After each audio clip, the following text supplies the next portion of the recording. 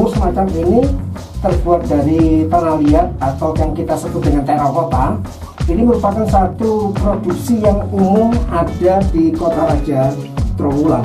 Bentuk yang insya Allah sesuatu hal yang kotor dibuat di Trowulan, maka air yang kala itu di sumur ini, waktu air liur ayah saya itu diambil, ya kan, dites, dibawa ke Australia apa kemana itu, ternyata masih ada sambung dari.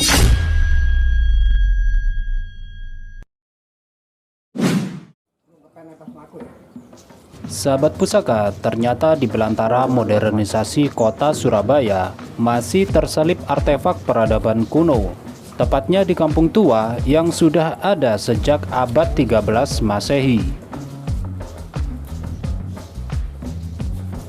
Masa pandemi setidaknya turut berdampak pada kedatangan pengunjung ke lokasi ini. Kampung ini telah menyediakan sarana protokol kesehatan seperti tempat mencuci tangan dan mewajibkan pengunjung untuk tetap harus memakai masker serta menjaga jarak. Usai mencuci tangan, saya bersama Nanang Purwono pun masuk ke dalam sebuah gang kecil menuju artefak kuno berupa sumur yang beberapa waktu lalu menggemparkan jagat Nusantara. Fragmen tulang belulang yang tersaji pada media etalase kaca ini menyambut kedatangan saya. Untuk mengobati rasa penasaran, saya pun melihat-lihat sejenak fragmen tulang belulang tersebut.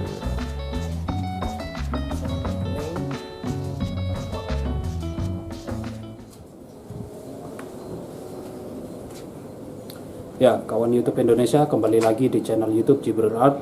Alhamdulillah, dalam kesempatan kali ini saya dapat mengeksplorasi sebuah temuan sumur, di mana sumur ini ditengarai sudah ada sejak peradaban awal manusia di Surabaya. Dan seperti apa eksplorasinya, nanti kita ulas selengkap mungkin di sini. Dan dalam kesempatan kali ini saya juga ditemani seorang sejarawan, di mana beliau ini sangat insya Allah sangat memahami lah mengenai bagaimana kisah cerita sejak dari awal, mulai dari temuan bahkan dari hasil penelitian di sumur yang disebut dengan Sumur Jobong Surabaya.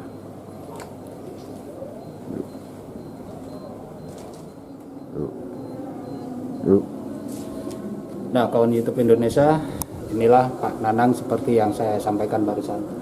Pak Nanang, ya.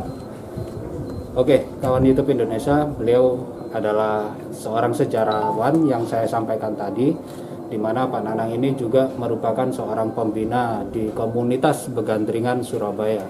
Dan alhamdulillah dalam kesempatan kali ini Pak Nanang bisa menemani saya untuk mengeksplorasi yang sebenarnya ya sudah cukup lama ditemukan sumur ini, namun baru kali ini saya berkesempatan untuk bisa mengeksplorasi. Oke Pak Nanang, selamat siang. Siap. Mas Saiful, gimana kabarnya? Alhamdulillah baik-baik Mas Saiful ya. Oke, Pak Nanang, sekilas mengenai Sumur Jobong yang ditengarai juga merupakan apa? Ada kemiripan ya dengan Sumur Jobong yang ada di Trowulan Mojopahit. Itu seperti apa Pak Nanang? Jadi memang secara fisik apa yang ada di Pandean ini tak beda dengan sumur-sumur Jobong yang ada di kawasan Kota Raja Majapahit, Trowulan. Kalau di sana banyak ditemukan sumur Jobong di beberapa desa begitu, tetapi di Surabaya hanya ini satu-satunya. Ini yang luar biasa. Ini yang kemudian menimbulkan pertanyaan bagi kita, kok bisa ada sumur Jobong serupa dengan yang di Trowulan, tetapi ada di Surabaya, tepatnya di Kampung Pandean. Ya. Untuk bagaimana bentuk dan suasana di sekitar Sumur Jobong ini sendiri Pak Nanang ya, bisa kita langsung mengeksplorasinya? Boleh, ya, boleh.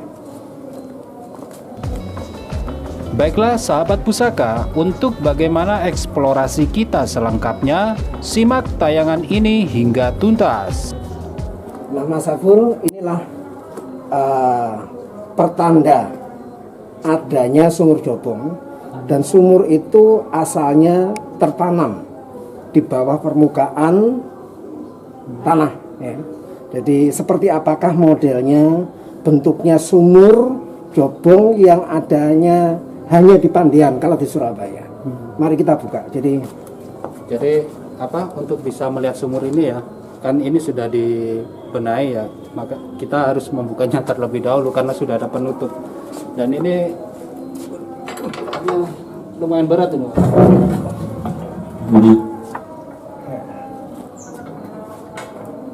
Ini ditidurkan.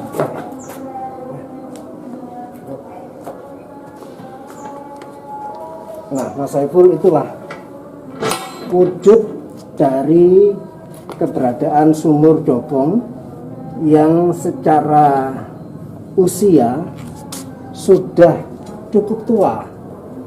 Ketuaan sumur ini bisa dideteksi dari pernah adanya temuan tulang belulang yang kala itu berada di dalam sumur ini. Meskipun usia sumur ini diperkirakan jauh lebih tua, karena ini menjadi sarana untuk menyimpan tulang belulang dari manusia, ada binatang yang ditempatkan di sini. Nah, untuk bisa kemudian kita masuk atau mendekat ke dalam sumur ini, ada satu pintu lagi yang bisa kita pakai sebagai akses untuk turun ke bawah. Tapi Mas Saiful dan juga pemirsa yang lain agar sangat berhati-hati terhadap fisik dari sumur ini.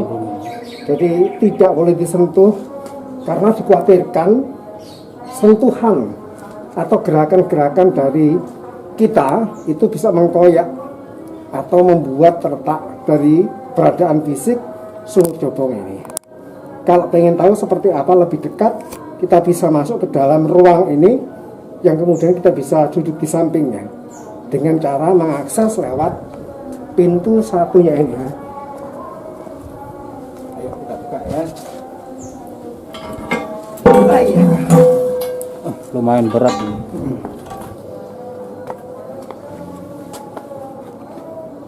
Kita masuk ya. Bismillah.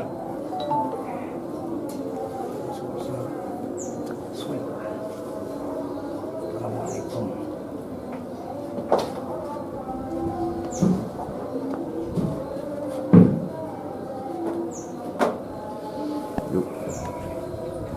Lumayan pendek.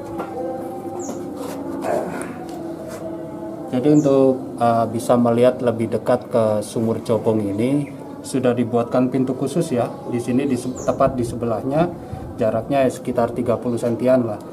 Dan lumayan pendek di sini.